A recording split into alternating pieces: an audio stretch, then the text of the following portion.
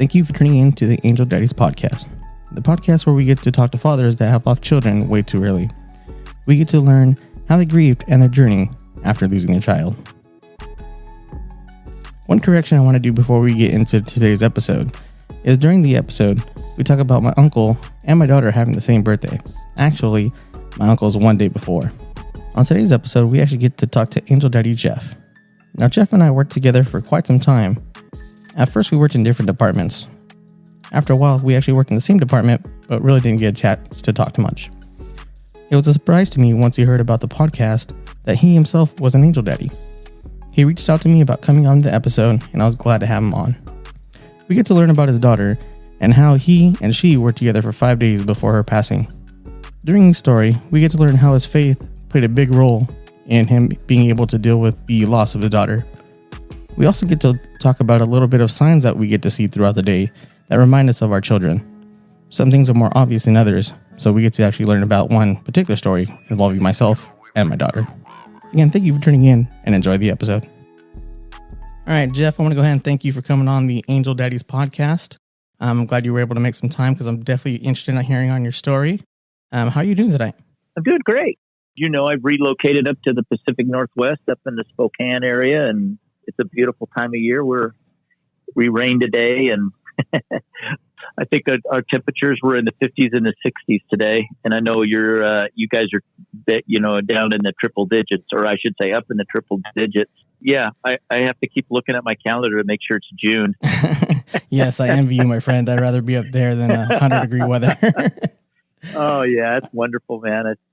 You have 4 seasons up here, so it's kind of neat because you just kind of get that break. I think rather than just one constant, you have 2 seasons down in California. Here you get 4. And I was about to say there's 2 other extra ones. Where are those? Never heard of them. That's what I'm saying, man. They just get skipped over. Right? It's either hecka cold or hecka hot, and that's it. Right. Exactly right. Yeah. Yeah, it's been nice up here. So, yeah. Cool, man. Well, I'm glad to be talking to you. I know we haven't spoken in a while, ever since we worked together.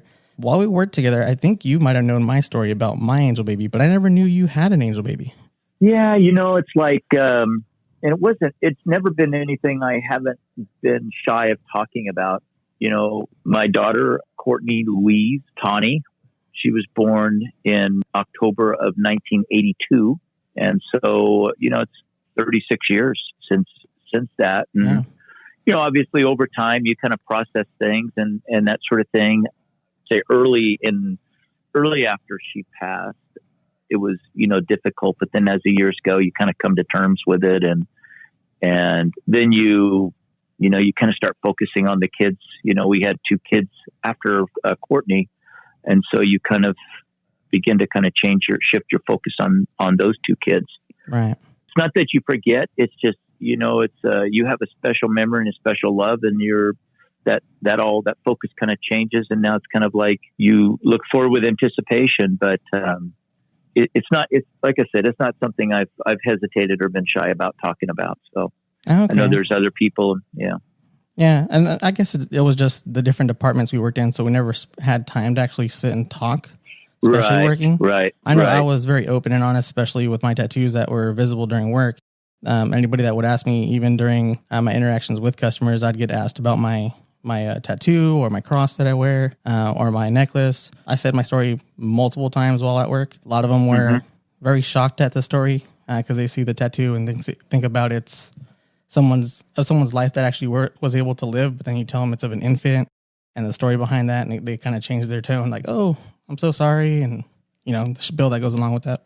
It's amazing how many people have similar stories, or when you open up about it and all of a sudden it's like, well, this person, and you start realizing there's a lot of people around you that have lost children. Right. Yeah. And I don't know. Yeah. I never shied away from it. It was never because I didn't feel like talking about it, but I try to direct conversations. And, I think early on I used to talk about it and make it about me. And now it's kind of like I try to, maybe because I'm older and up in years and that sort of thing, it's more about what can you do for someone else, and how do you kind of give those experiences and those things that you've learned over time, how can you give back and pour into somebody else and that kind of thing. So Yeah, definitely. And you can't be that much older. You're like, what, 30? You can't be much older than that. A lot of you guys were always surprised when you found out how old I was. That is true. Yep. That is definitely true. I was like, what? No, he's lying. He can't be that. I think one of the guys asked me for my driver's license because they didn't believe me. I never went that far, but I see why he asked for the license. Yeah, for sure. Yeah, but I definitely see where you're coming from as far as being able to tell your story to someone. It's definitely interesting because you don't want to make it about yourself, but you also don't want to make the conversation so, for lack of a better term, depressing. You want to kind of keep that middle ground, but where is the middle ground when you're talking about someone passing, which is very hard. Yeah, yeah. And, I think the other part of it is, for me, it's been so long. I don't, there isn't any time I go by without thinking about Courtney or when her birthday comes up and things like that. So it's not like she's not on my mind. Mm-hmm. It's been so much time in dealing with it and kind of coming to terms with it that, when I talk about her, I don't have a lot of hurt or pain. I don't have the same raw kind of emotions that I had right after losing her. And so I get concerned sometimes that maybe that I might come off as being callous or that I don't care or whatever, because my emotions are kind of in a different place. I had a family member that also lost a child, and it was difficult for us to communicate because while there were similar circumstances, I wasn't quite as emotional and kind of had dealt with my grief and the process of it. And so I think there might have been some feelings there that, maybe I didn't care enough because I still wasn't as emotional or something. Mm. But I think that's just people, the way they grieve. Everybody grieves differently. And certainly, one of the things that I've learned over time is a grief is a process. So it's never something like, oh, okay, I did that, done that, now I move on. It's always something, there's always a little edge there. Yeah. Yeah, I definitely think grief is something that definitely evolves. This past year for my daughter's birthday, I was just, like I said in my podcast, just pissed all day. Like I did not want anybody to talk to me, don't look at me. And then previous years, all I would do is cry that day. So it is something that definitely evolves over time. Yeah. You go through kind of the roller coaster of emotions and that sort of thing. But I think for me, one of the things that I learned was, and you have a son, right? You've got your son, and now he kind of becomes the focus, and you still want to, you never want to forget your daughter. You never want to forget that, but you also have kind of like this new focus. Yeah. And I think that you transition, for me, it transitioned. It was like, okay, now I've got my daughter and I've got my son and there's a scripture in which Jesus actually says, why are you looking for the living among the dead? And it's like, for me, it's like my daughter is not here. She's not on earth anymore. And kind of an interesting, I'll tell you what, a really interesting story that was really helped me with this is I lost my mom. My mom was like 47 years old. Oh, wow. I'll never forget that she had cancer. Mm-hmm. And I was fairly young. I was just, barely 18, 19 years old. And this was a visual image that helped carry me through. And I remember one time my mom had this rocker. She made me go and buy this or pick up this rocker that she had bought. And it was a love seat rocker. So it was like a rocker for three, kind of a thing. Oh, it's a big rocker. Yeah, it was pretty cool. So I remember going with her to pick it up at this lady's house and like sitting in the back of the car, and I'm mad, it's like, Mom, why do you have to have this rocker kind of thing? We get it home and we get it in place, and she sits down in the rocker, and she sits in the rocker and she puts her arms out, and she was like, one day this is where I'm going to have my grandbabies, me and the grandbabies are going to be here in this rocker. And she's rocking back and forth. And she's like, that's what this rocker is for my grandbabies. And it was probably like a year and a half or 2 years after that my mom passed. And then when Courtney passed, that was the visual image for me, because she's actually, so my mom bought 3 plots. She bought her plot, my plot, and my sister's plot. And so ironically, both my sister and I lost our firstborn. Both were first full term, both have them, and can get into my daughter. But my point is that there was this visual image of my mom sitting in that rocker with her 2 babies. I always just like when I would have those moments of just like, Mom's taking care of her. Mom's got her babies now. Mom's got, and that was something that kind of helped me. Like, she's taking care of them, they're all together, and I'm going to be there again one day. We'll be all united and all that sort of thing. But it was a little emotional here. It was one of those things of like knowing that my mom's got this, and my mom was so excited about one day. I mean, I was only 18, so it was like nothing but put pressure on me. But, she was always so excited about being a grandma. And when that time came, and so it was like, okay, Mom, you got her, she's in your care now, and you got her, and I've got these two. And so I'm going to focus on my two kids. So, that was kind of, you shifted our focus, Right. Yeah. I know definitely with my daughter, I also lost my grandparents before my daughter came along. I also lost an uncle that died to some kind of complications. I can't remember what exactly it was. So my daughter's birthday is the same day as my uncle that passed away. Oh, wow. So like when she was born, it was like, we don't get a present, unfortunately, but he's getting a present. And he'll be able to talk to her about all the dumb shit I used to do when I was a kid. Right. He's taking care of her, so now she's got her great uncle. Exactly. So she's got a great uncle up there, her great grandparents. And then, as we say to my son over here, he's always playing around, especially when he laughs at random times when nothing is happening. We always tell him, "Are you laughing with your sister? Is she making fun? Are you, is she kind of kidding around with you?" So we're always bringing her up around here. Yeah. Well, I mean, different people have different beliefs and that sort of thing. But at one point, I went to a spiritual advisor, spiritual counselor, spiritual coach, whatever you want to call it. This was probably, probably 30 years ago. She told me, she says, "You have a guardian angel." She goes, "I don't know if you know this, but you have a guardian angel, and she's been with you the whole time." And she starts describing her, and I said, "That's Courtney." And she goes, "Yeah, that's the name." She goes, "She just wants you to know that she wants you to know that she's very proud of you, and she cares about you, and she knows that you've been a good dad," and that sort of thing. And wow, I was like, okay, so that was kind of the other part of it. It was like, okay, well, all right, Court, we got this. And there are times it's like, yep, she's, I'll laugh about something, or I'll see something and think, because we lost her. She was only 5 days old. So it wasn't like I got to spend a lot of time with her, but the nature of what happened when she was born, so kind of, maybe I'll just go over that real quick, is that she was born full term, but it was a very difficult pregnancy or delivery. My wife was in labor for over 24 hours. Oh my gosh. Just for whatever reason, she wasn't able to push, or she was able to push, but the Courtney wouldn't come through the birth canal. We discovered later after the C-section exactly what was going on. And so basically, Courtney was born with what they call hydrocephalic, which is basically your body, your brain, you produce more water than you have brain, basically. It produces excessive water. It's basically water on the brain is another term. Really? And yeah. And so the hard part was that the way that the skull is formed, if you put your fingers together and interlace your fingers together, basically the crown of the skull is like your fingers being laced together so that it's able to crown and go through the birth canal.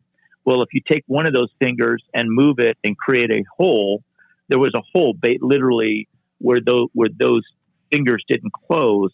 And so as her body in the womb was creating this excess of water, it had no place to go but create an additional, I hope this isn't too graphic for people, but basically it created a sac. So when the doctors took her out when they delivered her, all I could see was the top of her head, and it literally looked like there was two heads. Oh my gosh. And what it really was this sac, which was just basically skin, and it had grown. It had kind of created like this balloon kind of a thing. And it created this, it created that. And so she was, the medical term was she was hydrocephalic with what they call an encephalocele. And the encephalocele is what this sac of water. And I remember my wife was, they had given her, the medication, what do you call it? The spinal. Oh, the epidural. Epidural. There you go. They'd given her an epidural, so she was kind of laying on the thing, and she was shaking, but she couldn't see what was going on. So I'm giving her the play-by-play. Okay, they're pulling her out, this, that, and the other. And I remember when the doctor pulled her out, I could barely see her. And I was like, oh, she's out. And I looked at the doctor's expression, and it just absolutely scared the crap out of me. Because it was like someone had just punched him in the gut. Oh, and the reason why, of course, is the way Courtney looked when they took her out. Right. She didn't look normal. Mm-hmm. And then he quickly, kind of flung her around, kind of a thing, and handed off to the nurse, and the two nurses take her to the changing table, and they too are kind of like looking at each other, and they're trying to like. They're cleaning her up, but they're like looking at each other and kind of talking back and forth. And so the hard part for me was, I'm trying to coach my wife, and yet I'm trying to be positive and not say anything of what I'm seeing. But then I'm also kind of looking, and now I'm having to change. I'm having to filter the play-by-play. Right. I'm no longer telling her what I'm seeing. I'm telling her what I think, what she needs to know, and not necessarily because of her state. Right. Yeah. Trying to keep her calm. Yeah, trying to keep her calm and everything. And man, I'll tell you, that was the hardest thing, because she's vulnerable. She's in a difficult position, and I don't want her going into shock. Right. But yet I have concerns about my daughter, and because we had no clue whatsoever what was going on, why this happened, or even that this was going to happen. And then what kind of got me going down this path is that, so after Courtney was born, she gets transferred from St. Agnes. She gets transferred down to the Valley Children's in the ICU. My wife wasn't able to go because of C-section. In those days, they kept you in the hospital at least 2 days. Oh, okay. And so they immediately cleaned her up, and they kind of covered her head, her face, kind of a thing, so you could see her face, kind of like a nun. And they kind of wheeled her over. It's kind of like, well, we need to get her into intensive care. She's got a couple of things we're kind of concerned about. So, don't worry, she's going to be okay.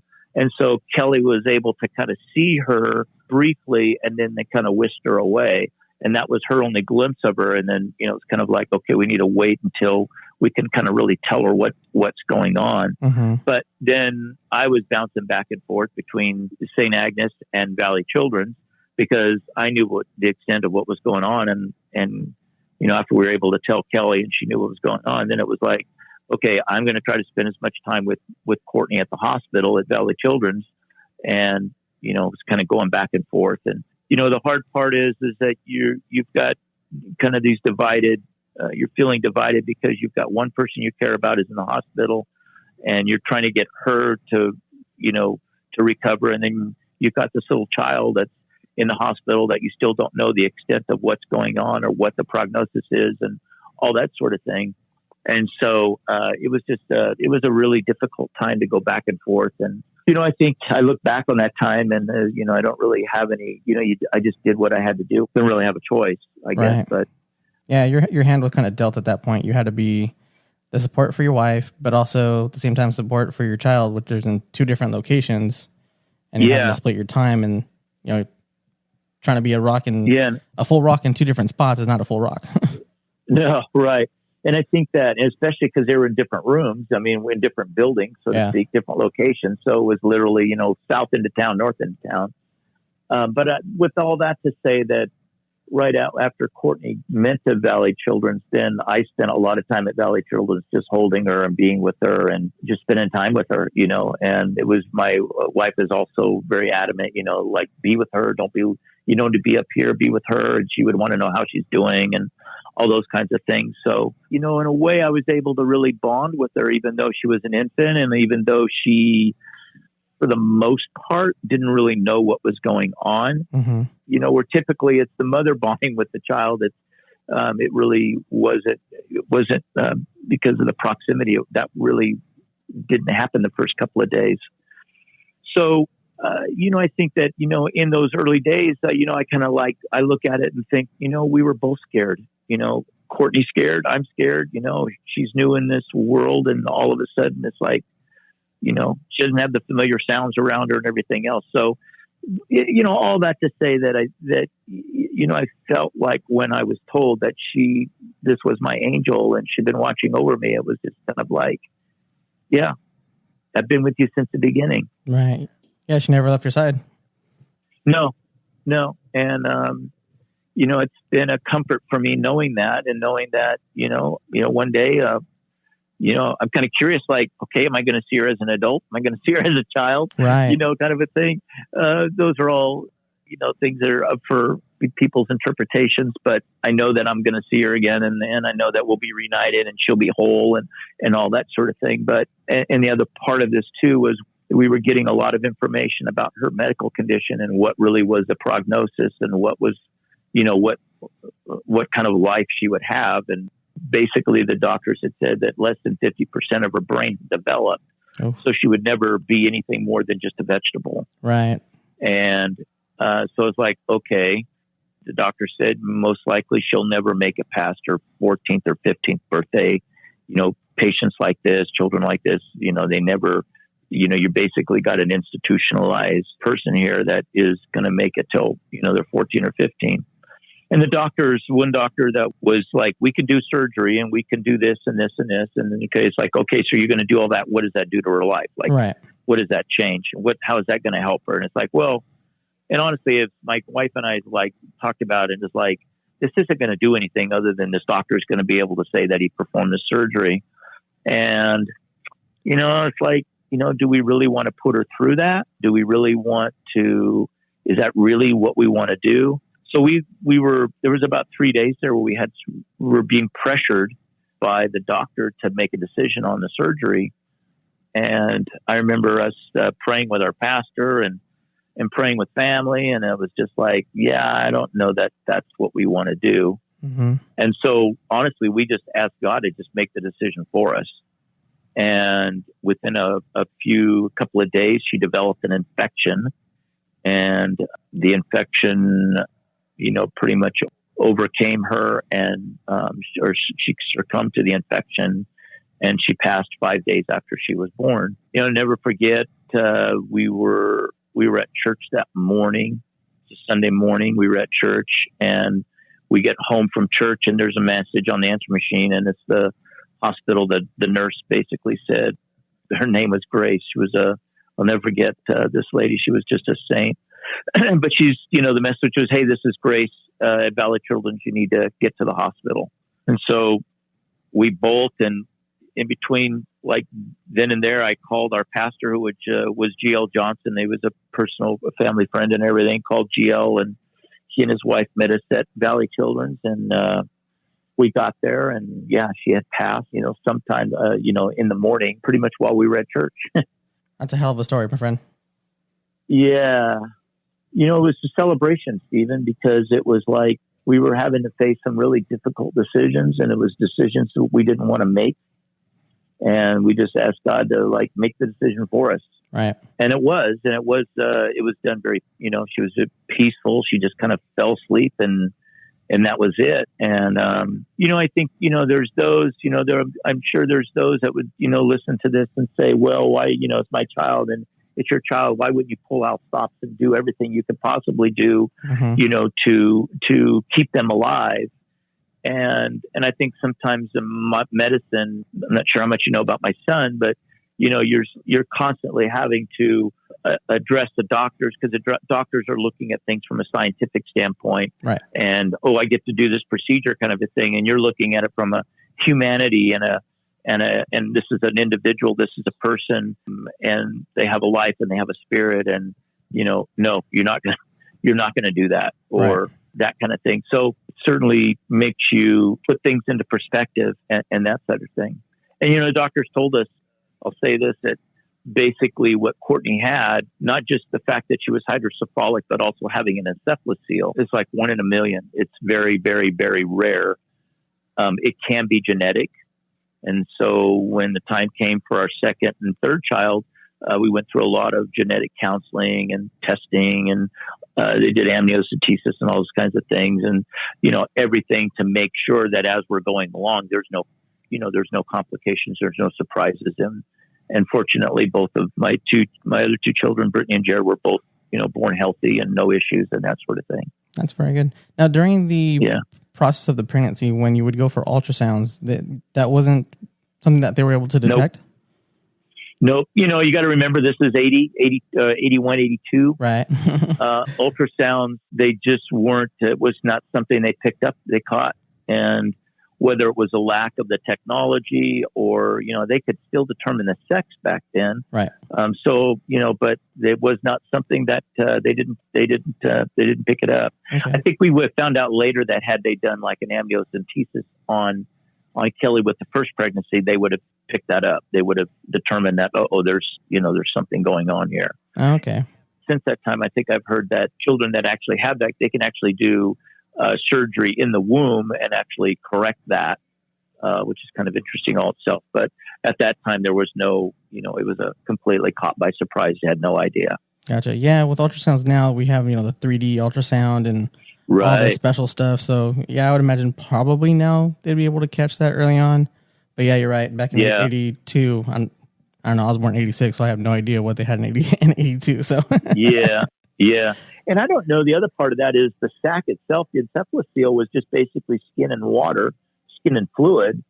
So I don't even know if the ultrasound would have picked it up because, you basically, the ultrasound kind of picks up hard tissue, and there was no hard tissue in that area, in the encephalocele. Yeah, so it may not have even picked it up. I don't know. I don't remember.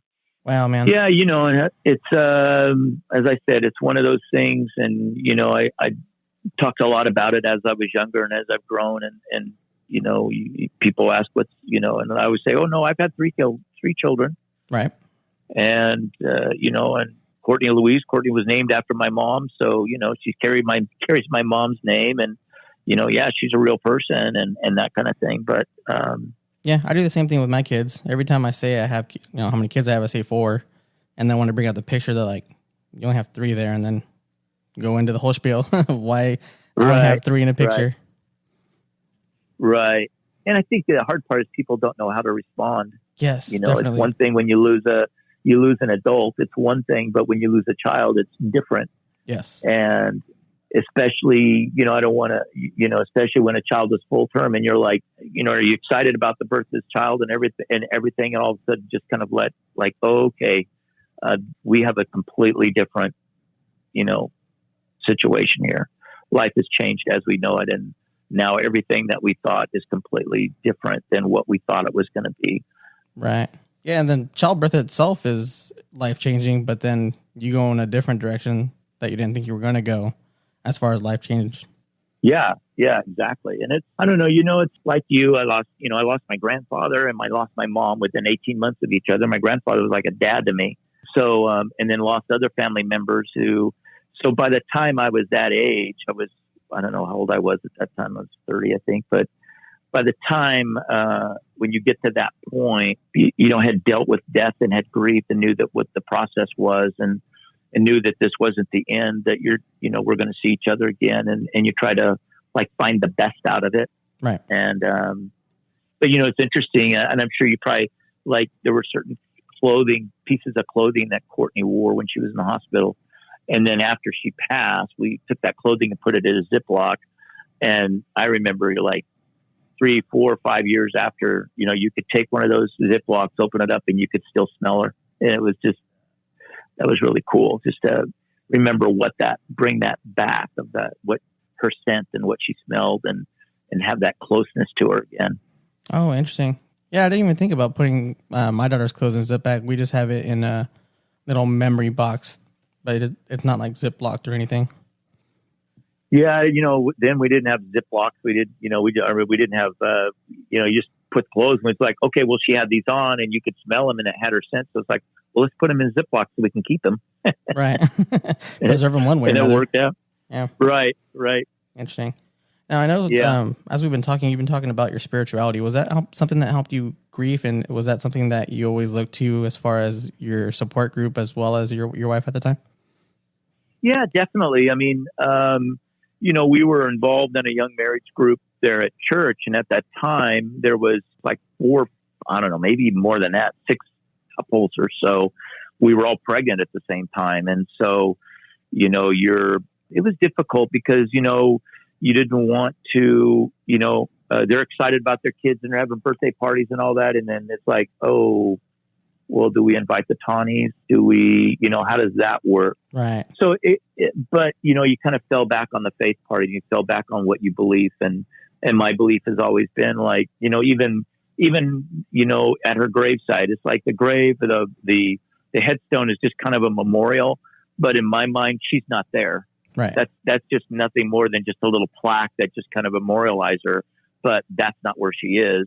And so, for me, she's always there. And as God is always there with me, she is always there with me. And, you just realize that, your faith in God, for me, my faith in God. And after she passed, I didn't make a lot of really good life decisions after that. I struggled with a lot of things and make some really dumb decisions and things like that. But I've always maintained my faith, and it was always something that I kind of always fell back on. It wasn't until later that I really understood what it really meant. But, it's really for what it was, Stephen, it was really about having the hope of knowing we're going to see each other again. Yes. Knowing that there's an afterlife, and knowing that we're going to be together again. And, having that, seeing my mom, I can just, man, I'll tell you, have you ever seen the movie The Shack? The Shack? No, I have not. All right. Well, be prepared. Okay. All right. But there's a scene in The Shack where the father has lost his daughter. And there's a scene in The Shack where he's invited to look out into this field and sees all these children playing. And it gets me every single time is, all of a sudden their eyes lock, and she sees him and he sees her, and she starts running up to him, and she's just got this beautiful, like she's happy, and she's with all these other children, and she's happy, and she's living a life. And as much as she wants to be, there with you, she's also got this thing over here where she's happy. And that's just kind of how I see it. It's like, we're separated right now, but we're not, or I should say we're isolated, but we're really not separated. It's not like we're, going to be far apart. And, that's always carried me, is to know that. And, it helped me with my mom, and my mom passed, and making that adjustment and realizing like, okay, well, my mom's not going to be here for my wedding and all those kinds of things, of kind of looking back at it and going, but she's here in spirit. And I know that, we're going to see each other again, and we're going to be reunited. And so you have faith in that. Yeah, I totally agree with you. Totally. I know. Yeah. I don't always practice my faith. Like I have obviously a religion and was brought up a certain way, and I do believe, but I just don't like actively practice it. But yeah. even recently, like I've had these signs and little things that are unexplicable. Like, yeah. What was that? Especially in my dreams lately. Like I've told my wife, like, I don't know why I'm having these dreams. Like I also feel a presence, but it's not a presence of harm at that time because I can't explain it. It's scaring the crap out of me. But at one of my dreams, I haven't told anybody else except my wife. The last thing I remember was a small figure, white, and then I wake up. And I have no idea what it was about. I felt, how people say they kind of get a cold feeling, like something's around. So I feel that. I see a small figure, white, and I wake up. So I think it's my daughter. Of course, I can't explain it, but that's been happening within the last 2 weeks. It's been kind of crazy, creeping me out at the same time. Well, I mean, look at your journey here. You've started this, you've started this podcast and kind of this movement of recognizing it. Man, I got to tell you, I really appreciate that because, and I'll say this about what you're doing. It's a really important thing. It's long overdue because, we men process our emotions different. We process things different. And to actually have something that's just devoted to fathers that have lost children, I think a lot of emphasis gets put on the moms and the children, and that's rightfully so. But dads I don't think are always recognized as, processing that and living with that. And your spiritual path is a journey. It's not, you're never there at that destination, and it's kind of that awakening and evolving as it goes. And I can't help but think that your daughter isn't like, cool, Dad, let's do this. So we're going to do this, and I'm going to be right by your side. And, I love what you're doing. The best thing that we can do, Stephen, is to take things in our life that have caused us a lot of pain and utilize those things to make connections and help other people through it. It's very selfish to take that and think that we're the only one and we keep it to ourselves. We keep the growth, we keep the things that we learn strictly to ourselves, and we don't share it. Now, I understand why people do it, and I understand it's not intentional. But when you think of it in terms of, I have this gift, I have this understanding, I've had this life that has meant something to me, and now I want to offer that to someone else to help them through the same thing. And, there's a great sense and there's a great deal of healing that happens when you do that, because then you don't feel like the pain and everything you've gone through was for nothing. Right. It had purpose, right? Yeah. And Definitely. I can't help but think that, your daughter is like, cool, like, let's do this, Right. And I think that's really, really cool that you're doing this, and you're honoring her memory and processing it and being outspoken about it, and being, giving people hope, right, giving them a channel in which they can, whether they decide they want to talk or whatever, or just being able to say, okay, I can relate to that dude, and I can totally, that's me, and know that you're not alone. And maybe it's not your words, but it's, or maybe it's not your voice, but it's your words that's being vocalized by someone else. And somehow you feel heard, you feel listened to, and that sort of thing. Right. Yeah. Even as you were talking, I went and looked back at when I posted my first episode of me and my wife interviewing me. It was actually roughly 2 weeks. So that does kind of go hand in hand, because it was May 30th. Yep. I had to go look it up as you were talking. I was like, oh my God, that's kind of the same time like I had that dream. And again, like I don't see anybody. Like I saw my daughter when she was born, but I don't really see anybody. I just know they're short. And then there's just a bright white light, which, when people talk about passing, they say go towards the white light. And then I wake up.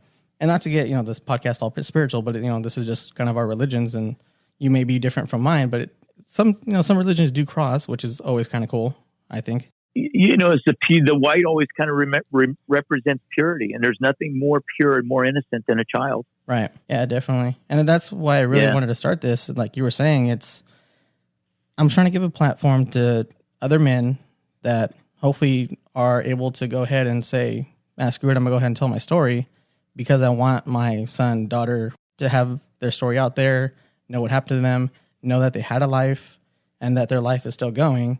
And if you don't want to come on, again, I would gladly go ahead and give up my voice for them. And this is just the small platform I have, but granted, I'm going to try to get this audio, whether it's my episode, yours, or hopefully 100 people down the line, to be able to come together and say, yes, we're men. Yes, we're hard when we want to be. But at the same time, we do have a soft side, and this is why. And this is the reason why I'm that way. Because until I had my daughter, like everybody else, I thought I was the hardest motherfucker ever. But once you have a kid, it's like, oh man, I'm a little jelly. Right. Well, and that's the hard part, is that, we are, especially if you lose them at when they're very young, because you're trying to be strong, because it, regardless of when you lose it, if you lose a child, regardless how old they are, it's a very difficult thing to go through. Yes. But, we're badasses. Conditioned or we're looked to be the strong guy. So we want to be strong and hold it up. But on the same token, it's like, but we grieve too. Yeah. We need this outlet. We have the, I think one of the questions you had was, did you have support? We did. We had a support group that we were a part of, but, and it was ironic. It was like, oh my gosh, I know this person. I didn't know that you lost a child. And so all of a sudden people start coming to you, offering support, and you didn't realize that you've got all these other people that have had similar experiences. Right. And it really helps, because you don't feel like you're the only person out there. But it is, it is difficult for men, and because we're supposed to be dual. We're supposed to be the badass. We're supposed to be strong, and going to protect our loved ones, and going to make sure no harm comes. But on the same token, it's like you want to crawl back down to the bottom of your foxhole and cry your ass off. Yeah. Because you're, there's those times you just want to be held. You just want to be, you want to be the sob, yeah, Definitely. I know the one person that I would never have thought would have cried would have been my dad. Because, you know, as a little kid, you always think he's the toughest dude ever. And I remember receiving a text from my mom after my daughter had passed, and like they were just saying they were at the house, and my dad just started bawling. I might start crying here in a second. And just reading that, it's like, oh my God, my dad can cry because he is a man and he's man enough to cry. Right. Yeah, exactly. Now you got me going. I know. Yeah, right? Exactly. Yeah. I got that from my mom. Yeah. You're exactly right. And it's, you know, I've always rejected when someone says, you know, I was bullied as a kid. And so whatever, and people would make fun of you crying, make fun of your emotion, you know, right. And, you know, and that you're less than a man if you show your emotion and it's like, really, I think it's more the opposite. I think you're just putting a facade up that you're scared to allow yourself to be that vulnerable. And really, when it's in your greatest weakness is when you have your greatest strength. Right. So at those times when you're most vulnerable and you still have the ability to still be strong and still feel like, yeah, I can cry and let my emotions go, but it doesn't make me any less than a man. You know, that was one thing that was I came to terms with at a much earlier age. So it wasn't something that I had to come to terms with after my daughter passed. Right. I think it's definitely during those times that you are at your weakest when you are crying that definitely show you who your support group is. Because you may have everybody out there is like, oh, call me whenever you need this or call me whenever you need that. But until you're crying, you really find out who you can call on. Yeah. Yeah. Well, you know, it's funny now looking back, but you see those people that they see you crying and like, oh, okay, I'll come back later. Right. Yeah. Let me go the other way. Pretend I didn't see that. Yeah. Okay. Well, I'll call you another time or whatever. And then, and part of it is they don't know what to say and they don't know how to behave and it's awkward for them. So they just want to run. Right. But then you've also got those people that just press into you and it's like, dude, I've been there. It's okay. You know, and like you say, you really find out who your friends are and you also kind of find out what you're made of. Right. Definitely. Yeah. I mean, I would still have difficulty going up to another man and saying, hey, what's going on? Just because, again, I don't want to feel like I'm offending them and saying that they're weak because I don't want them to take it that way. But at the same time, it's like the feeling inside of me and the way I was raised, like I want to help that person, but I don't want them to feel like I'm dissing them or whatever, saying that they're less of a human or, you know, whatever they think. So it's definitely a fine line of, hey, let me help you. I know you're not weak, but I want to reach out because you're at your most vulnerable point right now. And what can I do to help? Right. Yeah. And I think, you know, we men, you know, we kind of like, hey, man, I got you. You know, I got you. Don't worry. I got your back. And you know, when I hear another man say it to me or say it to somebody else, it's like, yep, and I trust that because that's a strong statement to say, I got you. I got your back, or, you know, don't worry about it. I got you. Yeah, definitely. If someone says that in any point, whether it's happy, sad, angry, if you call on them, they should do what they said they were going to do and have your back. Yeah. Yeah, for sure. And, you know, and I you know, when we went through our whole thing, you know, other than the people that just felt awkward, and it was just because they just didn't know what to say. And, you know, and I would say, especially with a child, because you don't know what to say. It's like, you know, I would just say, you don't need to say anything. You know, all you need to do is just sit and let me cry, or just sit and hold me, or just sit and say, you got me, or, you know, there isn't any magical words you're going to say that's going to change what I'm going through. True. I just need to know that you're there with me, or that you're going to be there walking beside me. And that's all it is. Right. Yeah. And this might be funny, but I thought of another. So I like nostalgia and I watch a lot of old shows. So I don't know if you've watched Boy Meets World. Okay. Right. So there's this one episode where his girlfriend and their family are moving to another city.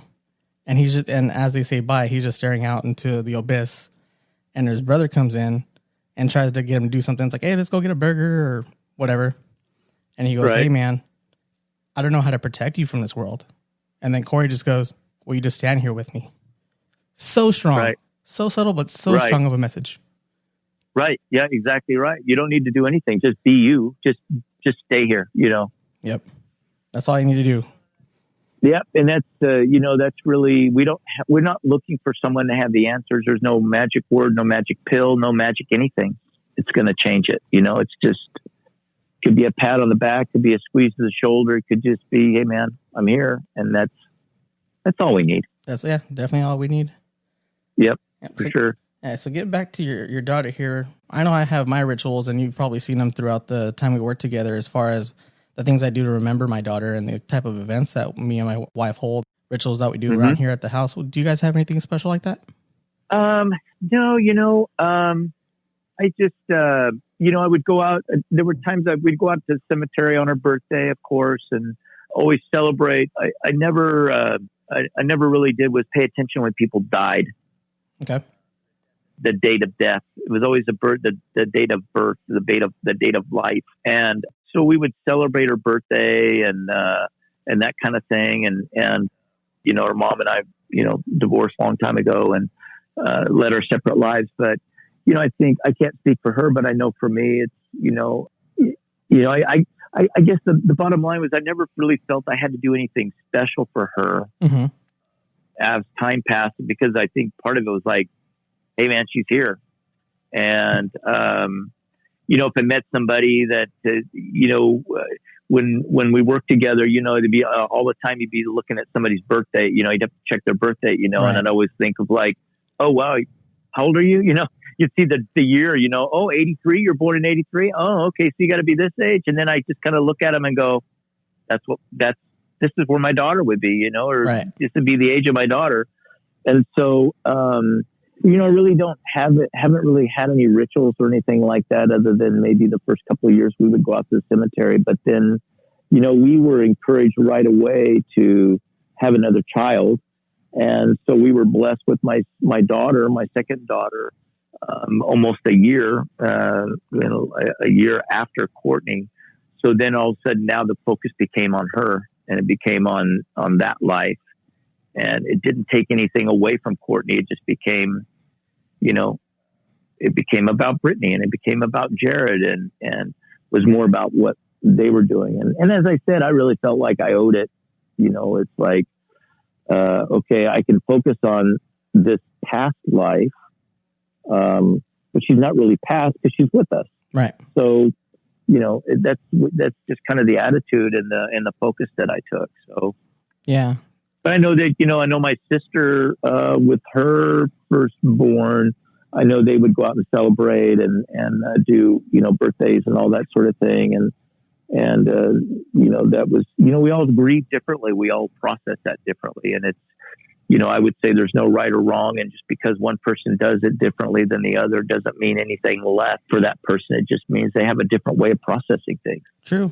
Yeah, like for myself, I'm definitely not the one that initiates the planning during Cadence's birthday. It's definitely my wife, where she's like, do you want me to get a cake? Do you want a small one? Do you want a big one? So she's asking me these questions, not to necessarily just like bombard me with a whole bunch of questions and remind me it's her birthday. But I know she's trying to get me to get more involved, because if it was up to me, I don't really need that stuff, because the same as you, I know she's here and she's with me all the time. And that is definitely a way that I can also kind of deal with her not being here, is having my wife go ahead and get those cakes, and we, light a candle, sing, we release balloons. It's definitely gotten a little bit easier over the years, but it's not to the point where it's like I am the one initiating everything. Like, yeah, let's go get a cake. Let's get, the balloons and plan everything. So she's definitely the planner, and she's doing that to support me, obviously. And like I said, it's been getting easier, but I mean, it's real gradual as we get along there. Well, and I think, it's like there again, the wound isn't quite as the sense of loss isn't as strong as we go through life. And there again, it's a matter of you've got a beautiful baby boy, and you've got my two stepdaughters as well. Yep. Yeah, exactly. And your love for them isn't the same. Your love for them in each child is different. Right. And so, you just process it different. So, I think you do what you got to do. You just do what you got to do. And I've always what I would caution, the only thing I would caution is caution about doing rituals to where you feel like I've got to do this ritual, or if I don't do the ritual, then that means I don't love her anymore. Right. and I'll say bullshit. Right. That it's that don't get caught into that. And I've seen people get caught into to where it's like, okay, I want to be able to focus on this child. I want to be able to focus on my life, but I still feel like I'm feeling guilty because I'm out having fun, or I'm feeling guilty that I'm celebrating his birthday and I'm not celebrating her birthday, and so it's like, well, if I don't celebrate her birthday, then that means I don't care about her, or I didn't love her, and that's just, you can create these traps, and then all of a sudden now you're creating more and more guilt and more stress over something that shouldn't be. Right. It's kind of like that saying that goes, don't have a tradition just to have traditions. Like, make sure you know the meaning of those traditions. Right. Yeah, exactly. And, man, I'm 62 years old. My birthday comes and goes. It's like, oh, yeah, I turned another age. Doesn't mean, it doesn't mean that nobody cares about my birthday. It's like, dude, you've had 60 of them so far. What more do you want? I still think you're in your 30s, man, whatever you say. I know. I appreciate that. My body will differ with you from time to time, but yeah, I appreciate that. Hey, you still get around like you're in your 30s, man. I've seen you. You get around. Yeah, well, I've been blessed. I just, I've been blessed and been healthy, and I try to stay active as much as I can, and having a lot of energy helps that desire. Definitely, that's what I need. I need something to get me energy. I'm a lazy body as it is. Yeah, I've always been one. It's like I can sit. I've never been one about video games, right? It's right. Like, I don't have the coordination, so I get frustrated. Uh-huh. So it's just like, screw it. Rather than doing a racing game, I'm just going to go to the go-kart track and go racing. True, right? Right. If I'm going to go shoot them up, bang bang, I think I'll just grab a gun and go to the range. So, right. So. That whole thing. So I've never been one to like just sit back and watch everybody else have all the activity. It's like, and it's good for my mental health too. Right. I've always felt closest to God and closest to my spiritual life when I'm out in nature, and when I can get away from all of the distractions and everything as stress in life, and just you kind of get to a place where it's just peaceful and spend a lot of time alone up in the mountains, even just relaxing and getting reconnected, because we can get so caught up in the life. And again, going back to like getting caught up in the traditions, like you said, don't have a tradition, have a tradition. And because, you'll get to that point where it's like, yeah, well, we don't really need to do a cake this year. Why don't we celebrate, and let's take the family and go up to the mountains, or let's take the family and go all out to dinner, but we don't have to make a big deal of it. Let it evolve. Let it evolve, because we evolve. And right. So our traditions evolve. And I think that's a great thing. I think that shows growth, and it shows, a strength, and that you're coming to terms with that. And, you're moving forward, and you're not staying stuck in the past or being stuck in that moment. Right. Yeah, I definitely know I'm evolving as I get older, like all of us do. Because when I used to have when my birthday came around, it was like I either was throwing a huge party, and later when I got into my teens and older, I threw big parties for my birthday. And now it's like, we'll get a cake, we'll sing happy birthday, and then we'll go on. But for my kids, like, no, let's get them a big party. Now it's about them. Yeah. Yeah, exactly. As you get older, you get the more it's about the kids or the grandkids. Yep, definitely. Man, it's been good catching up with you, Jeff. I'm gonna say I miss you very much. Hey, Stephen, it was great talking to you. I was really, when I saw your thing, I just was like, I need to connect with that dude, and I need to like talk to him and share my story. And it's been a while since I've like really, other than a couple of friends here and there, that I've ever actually shared with. So it's good to kind of put it out there. So appreciate the vehicle and the opportunity to do that. Yeah, you're very welcome. And I thank you for coming on. I know as I've started this, I've kind of gotten on some more Facebook groups of fathers that have, similar situations to you and myself. And just putting it out there like, hey, I got this podcast. It's about this. I got so many messages. Like, I have 2 gentlemen from the United Kingdom that want to come on. I'm like, oh man, how am I going to set that interview up? No kidding. Yeah, once you get talking about it, like they just kind of come out of everywhere. But until someone initiates that, you would never know that this actually happens. Right. Well, See, that's the thing that you're doing, bud. You're creating an environment, or you're creating a vehicle in which people can feel like they can kind of voice it. And, we have podcasts for guns and war and all that sort of thing, but how many have podcasts talking about this kind of stuff? Right. It's definitely needed. And I think your daughter is very excited about what Daddy's doing now. Thank you very much, my friend. All right, buddy. All right, man. It was good talking to you. I can't wait to hopefully get you back on and maybe, 6 months, a year, and see how both of us have evolved in our journey with our angel babies and us being angel daddies. Absolutely. All right, my friend. No problem, man. Good talking with you. Yeah. See you later.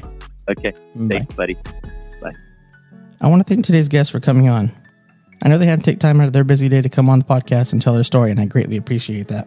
You may find us at any of your major social media and podcast platforms by searching Angel Daddy's Podcast.